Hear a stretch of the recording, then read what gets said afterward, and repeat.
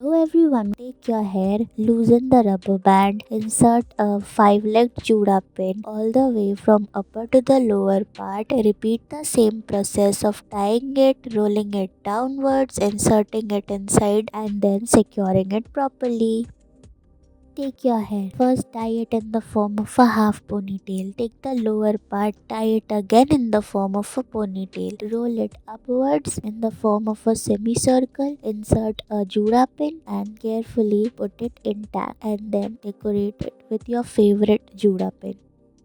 Take your hair, first tie it in the form of a half ponytail. Take the half ponytail and tie it again. Now take the lower part of the hair and tie it again in the form of a ponytail. The ponytaily part should look so good that it will complement your hair. Tie the lower part again and then put a scrunchie from behind so that it looks attractive, just like this.